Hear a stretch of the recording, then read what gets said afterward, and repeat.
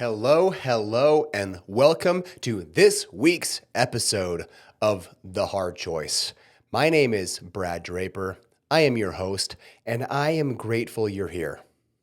You know, I say this every week, and I say this little bit every week, but I say it because it's true. I am grateful that you have taken the time to listen to this episode, to dedicate your precious time to building yourself, to moving the needle a little bit forward, to advancing your mind, and asking questions you had yet to consider. Because it's in asking these questions and considering the things you have yet to consider that will unlock doors in your life. You will begin to see opportunities that presumably are all around you, but you'll begin to see them because you are in a different frame of mind. You have a different way of thinking, and this different way of thinking is triggering new passages within your mind. Now, how cool is that? How wild is it to think of the fact that you're in control of everything in your world? Where you're at, where you live, your family dynamic, your work dynamic, it is all in the palm of your hand. And if you could only step back and realize that you have choice, and your decisions from those choices ultimately lead you to where you want to go. And in understanding this fact, so cool. And I hope you are starting to see this in your life. It is wild to think that this is episode 33. Time has flown. 33 weeks ago, I started recording these episodes. It is astounding the journey we have been on.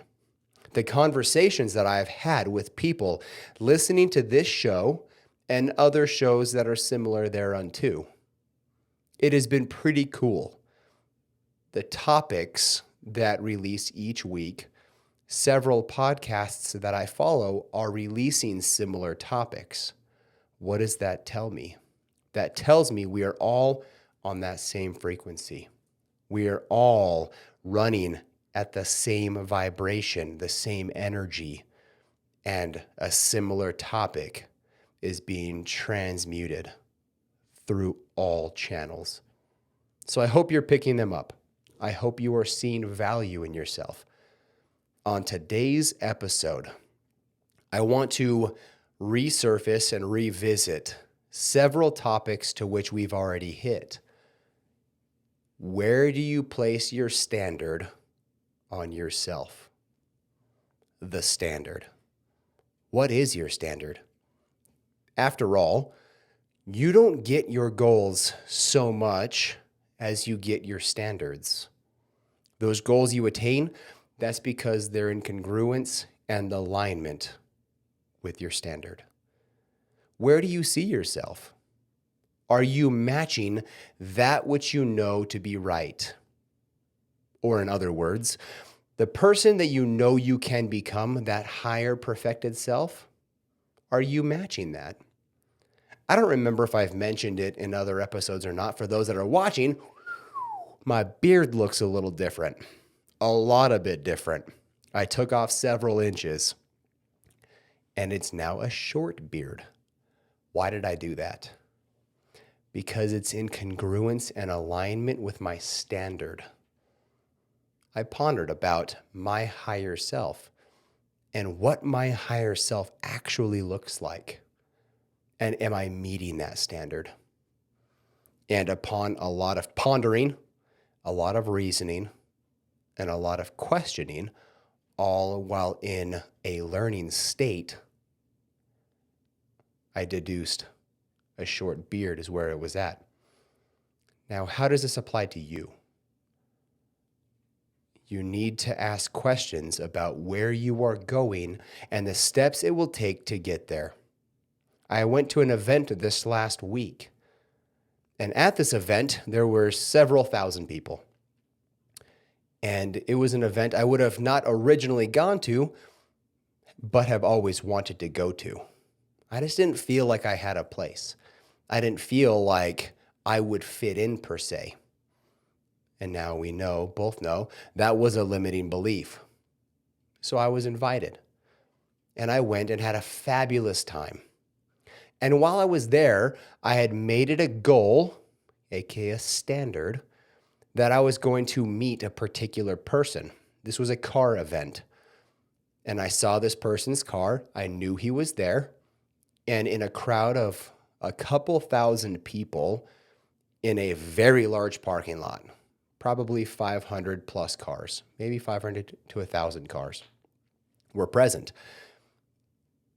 I have a very limited chance in a very small window. I had about 10 minutes to find this one person. And I thought to myself, okay, let's match frequency. Let's match energy. If I am to meet this person right now, which I truly believe I am, I'm in the right place, I am at the right frequency, and I am the right person. I will literally walk into them in a very short period of time. So I started walking. How is that in your life? How is that analogous to your life? You have a goal. You have a plan. You've set the plan. Now you execute the plan and you start walking. In this case, I literally started walking, physically walking. I didn't make it 100 feet. And if I kept walking, I would have walked directly into this person that I was looking for. Now, some would ask, happenstantial, coincidence? I think not. I don't believe in coincidences. I do believe things happen for a reason, and that things happened for you, not to you. Where in your life are you holding the standard? And where in your life are you lacking? And where in your life are you exceeding? After all, if you're exceeding the standard, you should probably raise the standard. If your standard is to get up on time and you get up on time every time, throw it back to episode 1, you should probably change the standard. Get up earlier. Do more with that time in the morning. That is so precious. You'd be amazed how much you get done in the morning. And there's a reason for this. You only have 100%, right? You don't have 101. Some people operate at 90, but you have 100%. Think of it like a battery. Over the course of the day, that energy depletes, and your ability to make great decisions decreases as the day goes on. Some people feel like their genius happens between 10 p.m. and midnight, or even midnight and 2 a.m. Imagine if that person shifted their time schedule, got up at 4 or 3, and did everything with maximum energy allowance. You see, the reason why they feel like they have their special time, maximum decision-making skills at that time is because they're in flow. They're not being bothered because the world is asleep.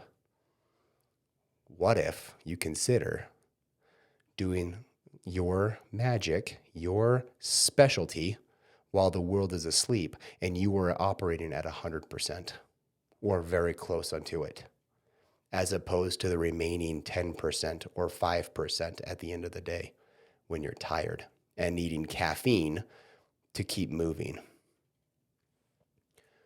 Where in your life are you holding the standard? There was once a man in history that wrote a standard down and called it a title of liberty. This title of liberty, he was a soldier, he was a captain in an army, and he wrote the title of liberty. The reason why his men were fighting and they ultimately won battles because they knew why they were fighting. They had a standard and they were meeting it. What is your standard of liberty? Your title of liberty, excuse me. Where in your life do you literally write down that which you uphold to the finest detail? And then where in your life do you experience that detail? If you have a standard of, say, driving an exotic car, say you don't currently drive one, but your standard is there and you're working towards that standard. When was the last time you sat in one? When was the last time you added pixels or added data for you to draw on as you design this life? You must understand that you design life, and the life that you live was the life you designed. How are you designing your life? And why all of this? Why grow? Why have standards? Why design with intention? Most of the world does not do this. But you're not part of the world, are you? If you were, you would not be listening to this podcast, let alone making it to episode 33, or any of the other podcasts and books you reference and listen to and learn from. You are different from the world because you aspire to be more. You aspire to new heights, and you are willing to do the things that most will never do. And in doing those things, you will attain most. You will attain that which most will never attain. You know this to be true. You've seen it in your life. Now it's time to take those pieces that you have been unconsciously putting in place and consciously putting them in place. And then graduating to being unconsciously competent. Something you are unconsciously competent at is standing up out of a chair. If you really consider the difficulty it is to stand up out of a chair, you utilize almost every muscle in your body to do that. It takes a great deal of balance, and it takes a great deal of concert. All these muscles working together to stand you up out of a chair. The only reason standing up out of a chair is easy for you is due to meticulous, repetitious practice. You've done it so many times in your life, you are unconsciously competent at doing it. Where in your life do you need more repetitions to become unconsciously competent and hit that standard continuously, methodically, ever improving? Where in your life are you missing the boat? Ponder that. Where can you think bigger? Where can you expand your mind? Where are you playing small? Because you are playing small somewhere. Everybody is. And that small is relative, right? Your small will be different from somebody else's small, and your big will be different from somebody else's big. We are all on our own journey. We are all on our own path. But we have paths that are parallel. So look to people that are farther down the path and do the thing they do. I've mentioned in previous episodes that I've started exclusively taking cold showers. And at least 5 days a week, I take an ice bath for 5 minutes. And I submerge to my eyeballs and I breathe through a straw. The days that I miss are the days that I'm not even home and I don't have my ice bath with me. But I still take cold showers. I'm 3 weeks in. And I will tell you, I feel a difference. I can't quite explain the difference, but my central nervous system feels different, feels more responsive, feels more active, feels lighter. Exactly what these mentors of mine said it would do. Before they told me that, I probably would have never done these cold showers every day for the rest of my life, or ice baths every day, breathing through a straw. It's in the things you have yet to consider to move you down the path. My difficulty is different from your difficulty.